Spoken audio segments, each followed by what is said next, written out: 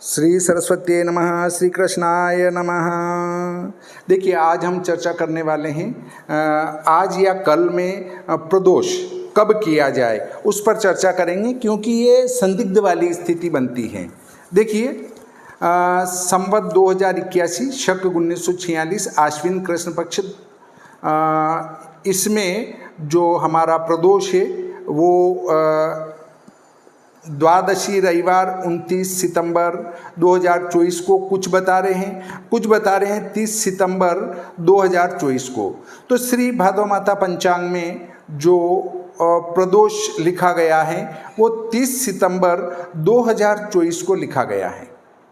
अब 30 सितंबर 2024 को क्यों लिखा है? देखिए, प्रथम दिन भी 13 प्रदोष में है और दूसरे दिन भी 13 प्रदोष में है। हमारा दिनमान है 29 घटी और 13 है 31 घटी, लगभग मोटे रूप में गिने तो 2 घटी प्रदोष में वो प्राप्त होती हैं और पहले दिन पूरे प्रदोष में प्राप्त होती हैं। इस संबंध में जब हम चर्चा करते हैं, यह श्री भादव माता पंचांग आप चाहें तो इसको खरीद सकते हैं। अभी स्टॉक में नहीं है, नया आने वाला है शीघ्र ही, तो आप उसमें ये देख सकते हैं। पहले हम चर्चा करते हैं कि प्रदोष का निर्णय कैसे, इस पर प्रिव्रत जी शर्मा साहब लिखते हैं। प्रत्येक पक्ष की प्रदोष व्यापिनी त्रयोदशी में यह व्रत किया जाता है। इसका तिथि निर्णय नक्त व्रत के समान ही है। इस प्रकार दोनों दिन प्रदोष त्रयोदशी की आंशिक या संपूर्ण व्याप्ति अथवा अव्याप्ति की स्थिति में यह व्रत दूसरे ही दिन होगा। देखिए, या तो दोनों दिन प्रदोष में पूरा व्याप्त हो या दोनों दिन आंशिक हो, दोनों दिन नहीं हो, तो ये प्रदोष प्रत्येक स्थिति में दूसरे दिन होगा। मतलब दूसरे दिन थोड़ा सा हो, 1 मिनट भी प्रदोष में हो और पहले दिन पूरा प्रदोष में हो, तो भी प्रथम दिन छोड़कर द्वितीय दिन में प्रदोष का व्रत करना चाहिए। क्योंकि काल माधवकार ने क्या कहा है?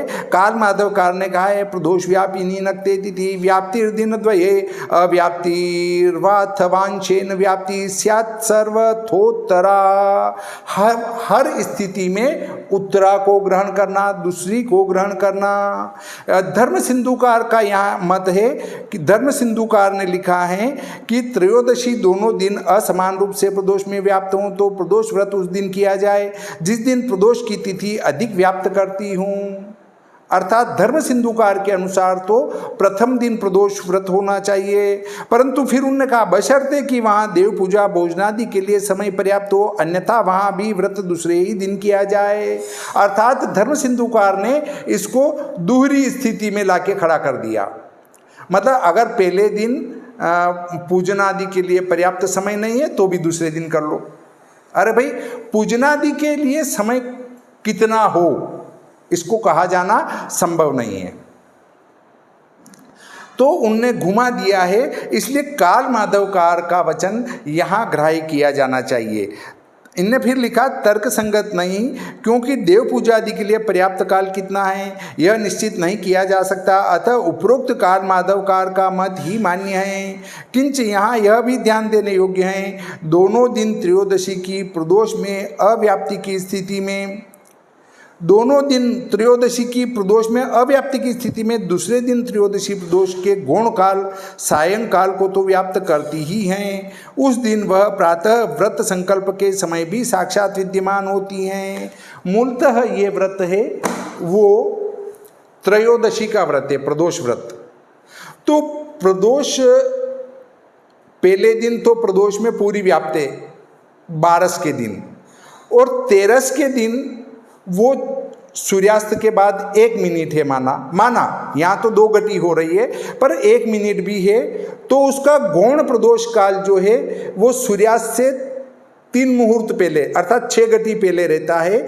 तो वो उस पूरे गौण प्रदोष काल को तो व्याप्त हो ही रही है, उसके बाद भी मुख्य प्रदोष काल में 1 मिनट है, और व्रत संकल्प में जो हम संकल्प लेते हैं तो वहाँ भी उदय काल में भी प्राप्त हो रही हैं, इसलिए उसको दूसरा ग्रहण किया गया है। इससे आज आज जो प्रदोष हैं वो नहीं करके प्रदोष का व्रत कल करना चाहिए 30 सितंबर 2024 त्रयोदशी सोमवार को। तो वहाँ पर आपको सोम प्रदोष भी प्राप्त हो जाएगा। और काल माधवकार ने जो स्पष्ट रूप से लिखा है उसका पालन भी आपका हो जाएगा। इसलिए 30 सितंबर 2024 13 सोमवार को यह व्रत किया जाना शास्त्रोक्त है।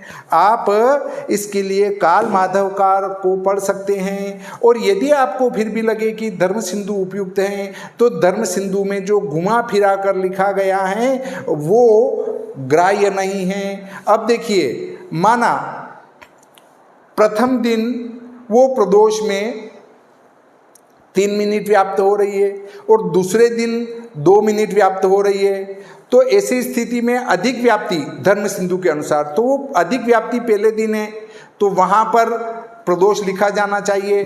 परंतु फिर उनने क्या लिखा कि पूजनादि के लिए पर्याप्त समय हो, अन्यथा दूसरे दिन ही करो। तो वो घुमा फिरा कर लिखा गया है। इससे हमें प्रदोष का निर्णय उसी प्रकार करें जिस प्रकार की हमारे प्रियव्रत जी शर्मा साहब कहे गए हैं।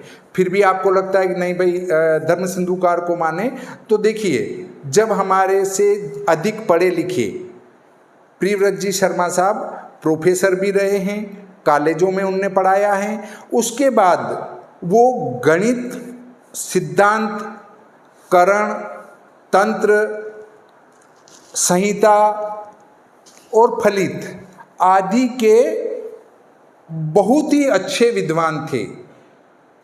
तो उनके द्वारा दिए गए निर्णयों को स्वीकार कर लेने में कोई बाधा खड़ी नहीं होती है।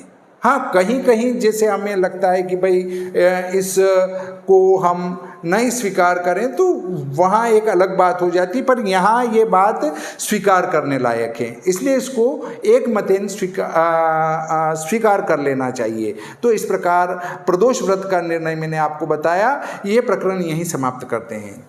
श्री सरस्वती नमः। श्री कृष्णाय नमः।